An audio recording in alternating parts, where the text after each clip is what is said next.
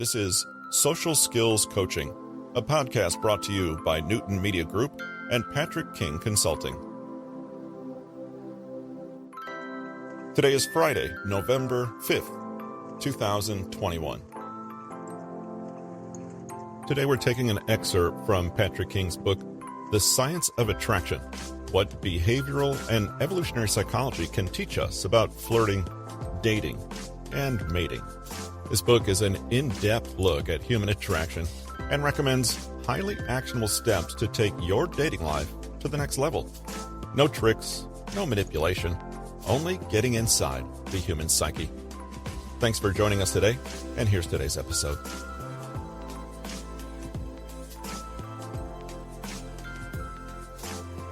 Michael is a longtime client, and when I think back to where we started, it's startling. When we first met, he characterized himself as an introvert, although I quickly learned that his self-assessment was mostly a cover for his lack of social confidence and lack of confidence in general. He was 29 years old, had never had a girlfriend, had never even kissed a girl. I knew something deeper than just being an introvert was holding him back. Long before we met, he'd made assumptions about how to treat women, and no one had ever corrected him or showed him why those assumptions were wrong. Unfortunately, those assumptions and the results he was getting only further cemented his poor opinion of himself. With my prompting, he began to use online dating sites and dating apps. He was able to get some matches, and one of our first coaching sessions was about how to keep a conversation going with a woman, which can be nerve-wracking, even for those of us who call ourselves social butterflies and natural flirts. Michael was at a dead end and didn't know what to do. He genuinely had begun to think that there was something deeply unattractive about him, but there wasn't. Michael wasn't boring or off-putting in conversation. He just needed to learn how to structure a conversation to be more interesting. He showed me a text conversation between him and a female friend whom he was interested in. And that's when a pattern became obvious. If his goal was to make his female friend like him in the way he wanted her to, he was accomplishing absolutely the opposite. He was sending her 3 texts for every one she sent. And although her replies were one sentence at most, his were voluminous. If his texts had been green and hers blue, the screen would have looked like the fairway on a golf course. He was making it painfully clear that he was constantly clearing his entire schedule for her, and that spending even a minute of time with her was his first, second, and third priority. He said as much explicitly, and made sure to always inquire about her availability weeks in advance. He was sending the text equivalent of chain email messages such as, "How's your Monday going?" and "Happy Hump Day," just to be able to start conversations that had died the previous day. Michael's initial question to me was about why she seemed to be pulling away, even though they had so much fun when they hung out.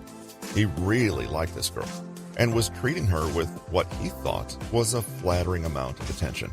What was going wrong? I had my own ideas about how those hangouts actually went, and why she was getting as cold as a glacier toward him. The answer is likely plain as day to you as well. Too much, too eager, too available, all too soon. When you smother someone, you hem in their independence and make it seem as if you have nothing better to do with your time. You're perceived as someone with low social value and even less sexual attraction.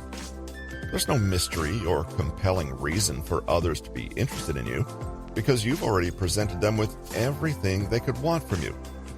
We'll be looking at this principle in more detail later in the book. I told him as much, and my explanation hinged on understanding people's psychology and what makes them want something.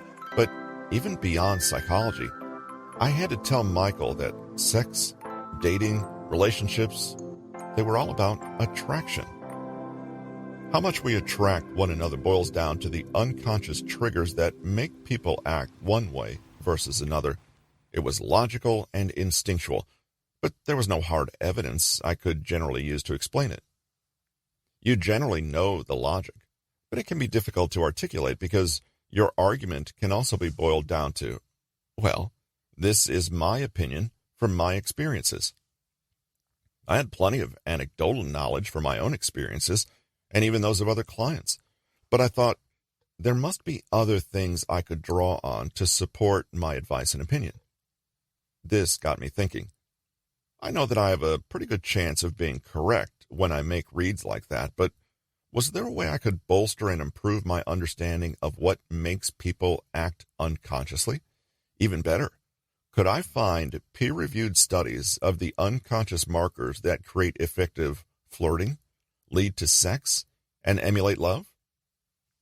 This book takes what I've learned about human psychology and combines it with hard evidence to give you a real path toward engineering attraction and feelings of love. It takes actions you perform sometimes but don't know why, and gives you a nifty guideline to follow to actually subconsciously create the effect you intend to. Everyone likes to parade their opinion as gospel, but that's because they form their opinions based on a sample size of one themselves. Here, let's use the data from thousands and let you date better based on facts and evidence, which actually provides an objective solution to your dating troubles. The solution for Michael's texting woes was simpler than most, because it played mostly on one pretty common psychological factor, availability.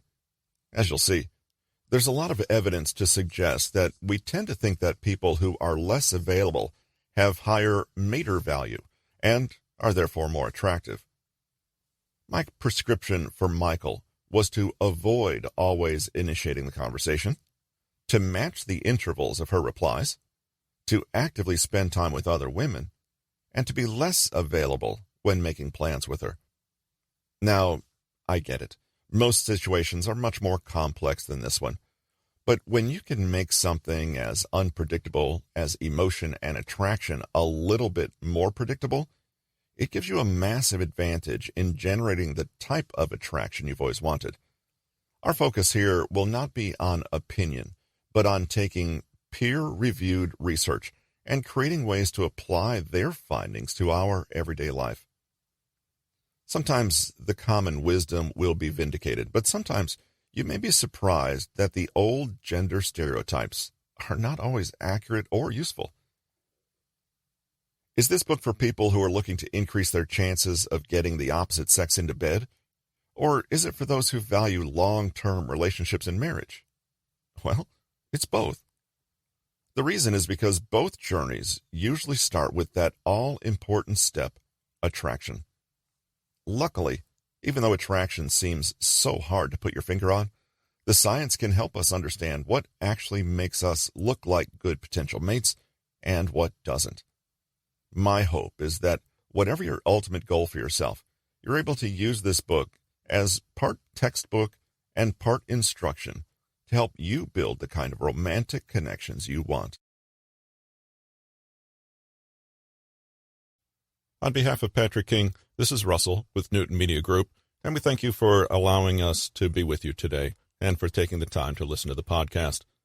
If you'd like to check us out on other social media platforms, you can find us on YouTube and Facebook under Social Skills Coaching. Thanks again. Hope you have a great day, and we'll see you in a couple days.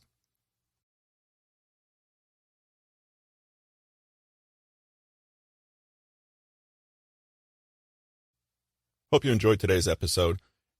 This material was from Patrick King's The Science of Attraction, available now, of course, on Audible and Amazon. Check it out at bit.ly/Science of Attraction.